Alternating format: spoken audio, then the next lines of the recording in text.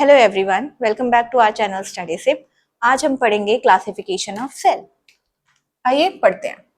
Last video में हमने पढ़ा था सेल क्या है, व्हाट इज सेल। आज हम पढ़ेंगे सेल कैसे डिवाइड होता है, मतलब सेल को हमने कैसे क्लासिफाई कर रखा है, किया है। ओके, सेल को हम दो पार्ट्स में मेनली डिवाइड करते हैं। First is prokaryotic cell,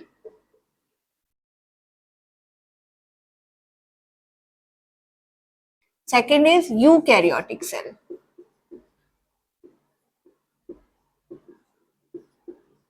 okay, prokaryotic cell को हम फर्दर दो तरह में डिवाइड करते हैं, bacteria, second is archaebacteria. Okay, eukaryotic cell को फर्दर इसको भी हम दो पार्ट्स में डिवाइड करते हैं। पहला unicellular, second is multicellular. Multicellular को भी हम फिर दो पार्ट्स में डिवाइड करते हैं।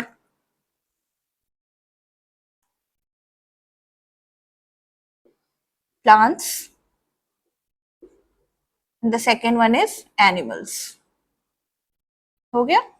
प्लांट्स और एनिमल्स के बारे में हम पहले पढ़ चुके हैं, इनके सेल्स के बारे में पढ़ चुके हैं, इनके बीच का डिफरेंस पढ़ चुके हैं। आज हम पढ़ेंगे फर्स्टली प्रोकैरियोटिक सेल। आज का टॉपिक है प्रोकैरियोटिक सेल। नेक्स्ट वीडियो में हम पढ़ेंगे यूकैरियोटिक सेल के बारे में। ठीक है, समझ में आ गया आपको? सेल क्लासिफिकेशन हम कर रहे हैं। क्या कर रहे हैं? सेल का क्लासिफिकेशन। सेल को हम कैसे डिवाइड कर सकते हैं? एक सेल जो होता है वो कितने टाइप्स में क्लासिफाइड होता है? तो मेनली दो टाइप, प्रोकैरियोटिक, दूसरा यूकैरियोटिक। प्रोकैरियोटिक फिर किस में डिवाइड होता है? बैक्टीरिया या फिर आर्की बैक्टीरिया। यूकैरियोटिक यूनिसेल्युलर और मल्टीसेल्युलर। फर्दर मल्टीसेल्युलर डिवाइड होता है प्लांट्स में एंड एनिमल्स में। समझ गया आपको? चलो फिर आगे पढ़ते हैं।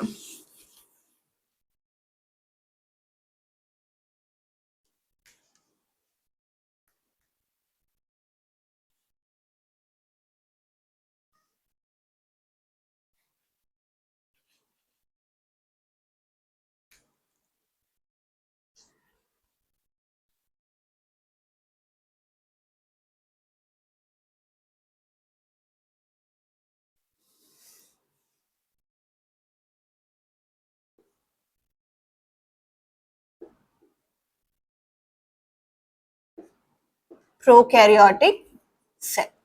ओके, प्रोकैरियोटिक सेल क्या होता है? ये प्रिमिटिव सेल्स होते हैं। कैसे सेल्स होते हैं? प्रिमिटिव। जब ये धरती बन रही थी तब नए नए सेल्स बन रहे थे। ठीक है, अब वो नए नए सेल्स बन रहे थे तो हर सेल अलग अलग तरह के एनवायरमेंट में ढलने की कोशिश कर रहा था, है ना। जिस वजह से इनिशियली दे बस यूनिसेल्युलर ऑर्गेनिज्म, मेनली जो अपनी प्रोकैरियोटिक सेल्स होते हैं वो होते हैं यूनिसेल्युलर,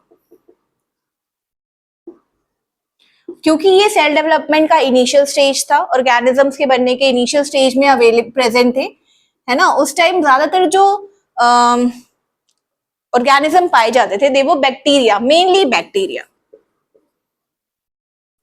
इनके जो सेल्स थे स्ट्रक्चरली वो बहुत ही ज्यादा सिंपल हुआ करते थे, उनमें बहुत ज्यादा ऑर्गेनल्स नहीं होते थे क्योंकि वो इतने ज्यादा एक्टिव नहीं होते थे नेचर में। तो जो बैक्टीरिया पहले बने इनिशियल डेज में, जिन बैक्टीरिया या जिन सेल्स का फॉर्मेशन हुआ उन्हें हम कहते हैं Archie bacteria. Archie bacteria.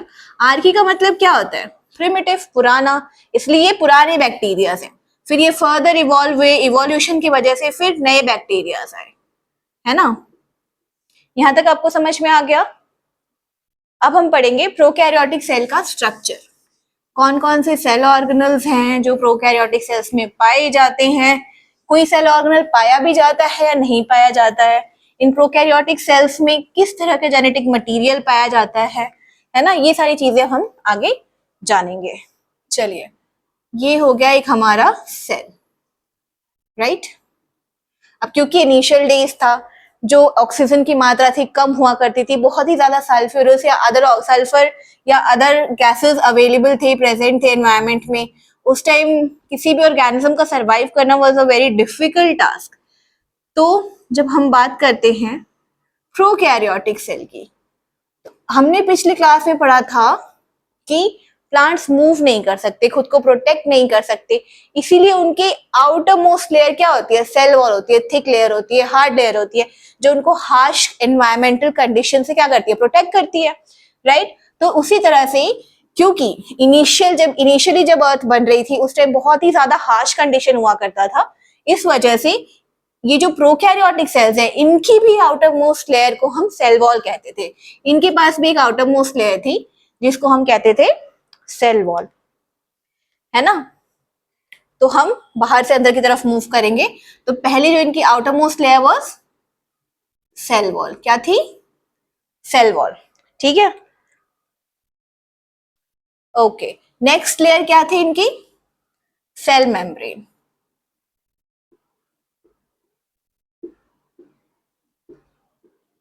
Cool, okay, now will move towards inside. धीरे धीरे इन सेल मेम्ब्रेन्स के इंटरनली छोटी छोटी फोल्डिंग्स डेवलप हुई। अब ये क्यों हुई, सेल वॉल की कैरेक्टरिस्टिक क्या होती है कि वो अपने आप को इलास्टिक नेचर का होता है, वो अपने आप को बड़ा कर सकता है ना। अब सेल मेम्ब्रेन, ये जो बैक्टीरिया है इनके अंदर भी छोटे छोटे सेल मेम्ब्रेन ने फोल्डिंग्स बनाई थी ऐसी, क्योंकि ये सिंगल सेल ऑर्गेनिज्म थे, जितनी भी मेटाबॉलिक एक्टिविटीज है ये खुद करते थे, है ना। अब आप खाना खा लेते हो तो आपका पेट भर जाता है, उसी तरह कभी ये भी, इनको भी भूख लगती होगी, ये भी खाना खाते होंगे, है ना। ये हो गया इनका जो सेल मेम्ब्रेन है, बेसिकली ये जो सेल मेम्ब्रेन है इंटरनली फोल्ड्स बनाता था, अंदर की तरफ ये फोल्ड्स होते थे, है ना। तो ये फोल्ड्स को हम कहते थे मीजोसोम्स, मीजोसोम्स। तो हमने अभी तीन चीजें पढ़ी, प्रोकैरियोटिक सेल की outermost layer was cell wall, second was cell membrane, this cell membrane was further modified into mesosomes. अब हम और इंटरनली यूज चलते हैं, इनके यहाँ पे ये क्या है, सेल लिक्विड है, फ्लूइड है, तो इसे हम बोलेंगे साइटोप्लाज्म। क्या बोलेंगे, साइटोप्लाज्म, ठीक है। अब कहोगे मैडम न्यूक्लियस नहीं होता था, तो बिल्कुल इनके पास कोई भी मेम्ब्रेन बाउंड ऑर्गेनल नहीं होता था एक्सेप्ट राइबोसोम्स, ठीक है। मेम्ब्रेन बाउंड ऑर्गेनल के नाम पे इनके पास सिर्फ राइबोसोम होते थे, ये छोटे छोटे राइबोसोम्स बना देते हैं। क्यों, क्योंकि इनको भी प्रोटीन की जरूरत होती थी। प्रोटीन की जरूरत क्यों होती थी, क्योंकि ये जो सेल मेम्ब्रेन है इसका one of the major component is protein.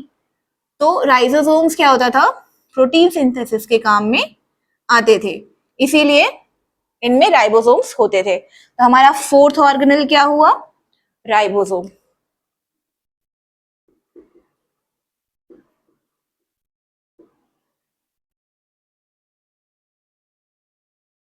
अब हम पढ़ेंगे इनकी जेनेटिक मटेरियल के बारे में।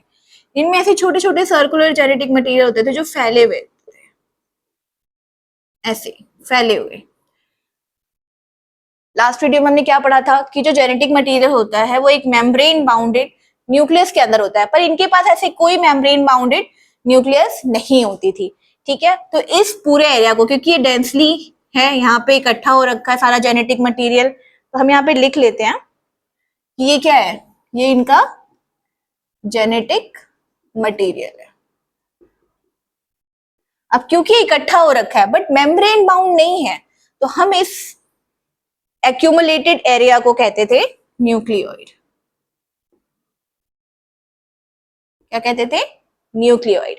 अब मजे की बात यह है, जैसे आप लोगों ने पढ़ा होगा या वीडियोस में देखा होगा कि जो नॉर्मल जेनेटिक मटेरियल होता है वो स्पाइरल शेप का होता है ऐसा, बट इनके अंदर क्या था, इनके अंदर पहला जेनेटिक मटेरियल जो था वो सर्कुलर था, सॉरी सर्कुलर।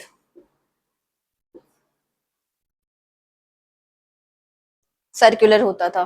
समझ में आ गई आप लोगों को बात। तो ये हमारे प्रोकैरियोटिक सेल का बेसिक स्ट्रक्चर है। एक बार और रिवीजन कर लेते हैं इसका, ठीक है। तो प्रोकैरियोट्स क्या होते हैं? प्रिमिटिव सेल्स होते हैं जो सेल इवोल्यूशन की इनिशियल डेज में अवेलेबल थे, अभी भी अवेलेबल हैं उन जगहों पे जहां बहुत ही ज्यादा हार्श कंडीशंस हैं। तो हम इनकी स्ट्रक्चर के बारे में जब हम पढ़ते हैं तो सबसे आउटर मोस्ट लेयर क्या होती है? Cell wall. इनकी भी आउटर मोस्ट लेयर क्या होती है बच्चों? Cell wall. उसके बाद सेकेंड लेयर, फर्स्ट हो गई सेल वॉल, सेकेंड क्या है? Second is cell membrane, right. अब सेल मेम्ब्रेन जो है वो इंटरनल फोल्डिंग्स बना रही है। क्या बना रही है? इंटरनल फोल्डिंग्स, जिसे हम कहते हैं मीजोसोम्स। ये इनके सरफेस एरिया को बढ़ाने के काम आती है। Fourth is your definitely cytoplasm जो हर सेल में अवेलेबल है। Fifth is your ribosome. Six is your nucleoid. Seventh is your genetic material. Okay, और कुछ बचा? नहीं, इतना याद हो जाएगा आपको। इसे आप नोट डाउन कर सकते हैं वीडियो को पॉज करके, है ना। और आपको अगर हमारी वीडियो पसंद आई हो तो चैनल को लाइक, शेयर एंड सब्सक्राइब करें और बेल आइकन दबाना ना भूलें। Thank you.